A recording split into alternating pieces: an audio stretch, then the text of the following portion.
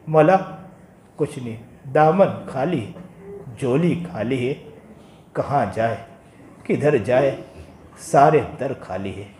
फ़कीर किसी के दर पर आवाज़ लगाता है, सामने वाला दर खोलकर, दरवाज़ा खोलकर एक सिक्का भी दे दिया करता है, रुपया भी उठाकर दे दिया करता है।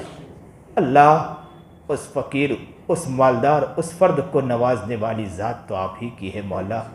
आपका दर तो या अल्लाह ऐसा दर है कि अगर यहाँ दर खटखटाया जाए तो 1 रुपये का सवाल तो क्या, लाखों करोड़ों मिल सकते हैं मौला। टूटे रिश्ते तू जोड़ देता है, जो रब पर बात छोड़ देता है। आपके लुत्फ़ व करम का क्या कहना, लाख मांगो करोड़ देते हैं। ए रब्बे करीम, इसी करोड़ों देने वाले रब के पास आकर ये अपनी झोली को फैलाए है मौला। मौला मौला इनकी आहों को देख ले मौला, इनके तड़पने को देख ले मौला, इनके रोने को और गिड़गिड़ाने को देख ले मौला। इन्हें क्या चाहिए मौला, ये अपने गुनाहों को देखकर तड़प गए हैं मौला, ये अपने गुनाहों को देखकर आज मचल गए हैं मौला। इन्होंने एहसास कर लिया है कि रब नाराज हो चुका है, आज तक रब को नहीं मनाया जैसे मनाना चाहिए था। अल्लाह अल्लाह आपके अलावा कौन है मौला। माँ सुन लेती है मौला, माँ बहुत प्यारी होती है मौला। माँ के दिल में आपने कैसा मादा रखा है मौला। जब माँ के दिल में ऐसी मोहब्बत का मादा रखने वाली ज़ात आप ही की है मौला, आपके मोहब्बत का आलम क्या होगा मौला। आप तो कहते मैं तो 70 माओं से ज़्यादा रहम करने वाला हूँ। माँ जब रहम कर लेती है, कहते न माँ तो माँ अपने मुंह से निवाला निकाल कर हमारे मुंह में रख दिया करती है मौला, हमारे मुंह में रख दिया करती है मौला। आपको अल्लाह हम पुकार ले मौला, हमारे दिल की गंदगी निकाल कर आप नूर को दे सकते हैं मौला।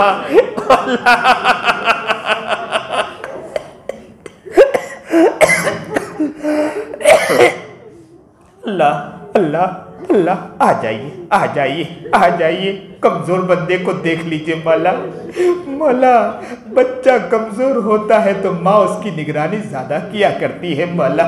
मैंने देखा है मौला, बहुत से स्टेशनों पर देखा है, बहुत सी जगह पर देखा है, जो बच्चा जितना कमज़ोर होता है माँ बार बार पलट कर उस बच्चे को देखा करती है मौला।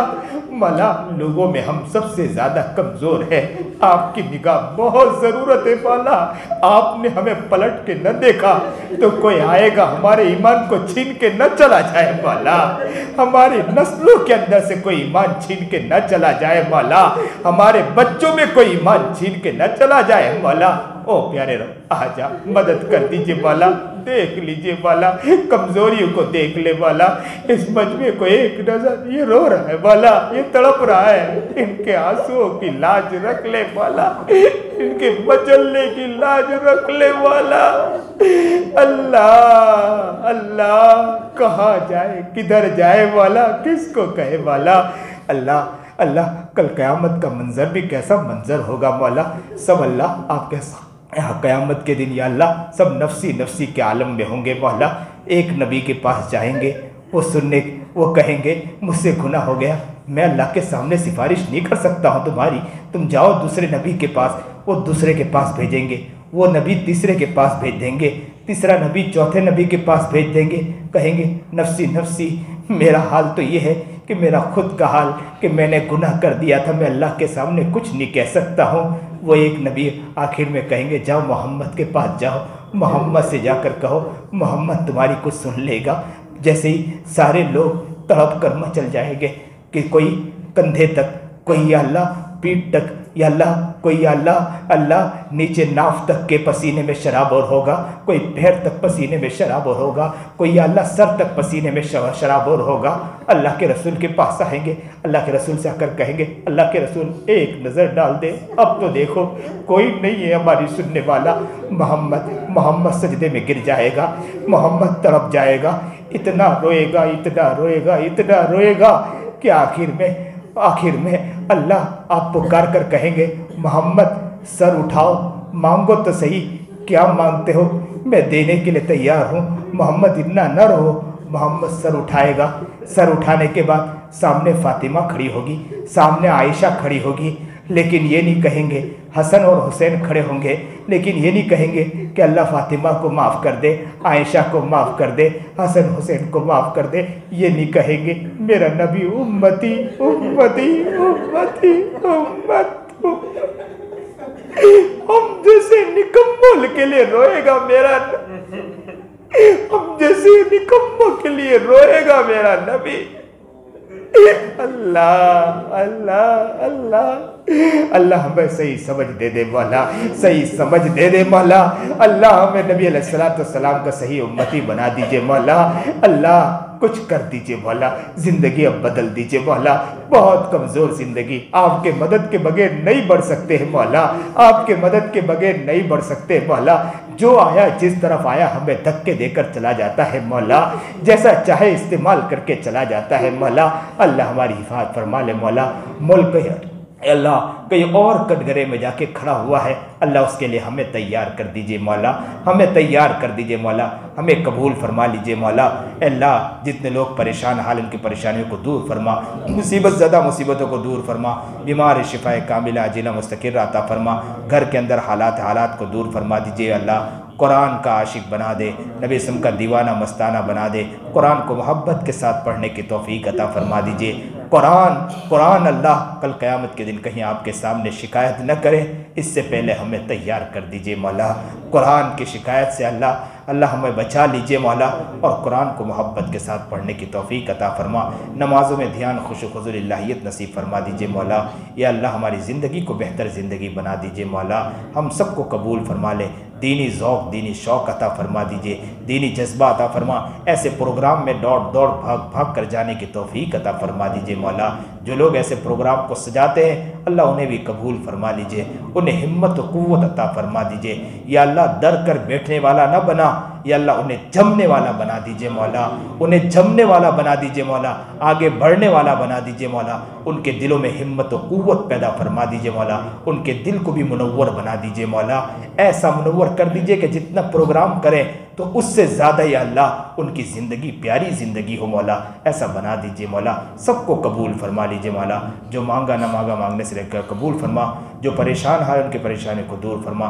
इलेक्शन का माहौल चल रहा है, अल्लाह जुल्म बढ़ता जा रहा है, अल्लाह मज़लूम की मदद फरमा दीजिए मौला। और इस इलेक्शन के अंदर या अल्लाह जो खैर हो अल्लाह ताला वो खैर अता फरमा दीजिए मौला, खैर ही खैर अता फरमा दीजिए मौला। या अल्लाह बद से अल्लाह हिफाजत फरमा दीजिए मौला। आप ज़्यादा जानते हैं कि हमारे लिए खैर कौन है मौला। अल्लाह खैर का रास्ता खोल दीजिए मौला, खैर के रास्ते खोल दीजिए मौला। मांगा ना मांगा मांगने से कबूल फरमा। सल्लल्लाहु ताला अला खैर खल्क़ि मुहम्मद व आलिहि वसल्लम आमीन।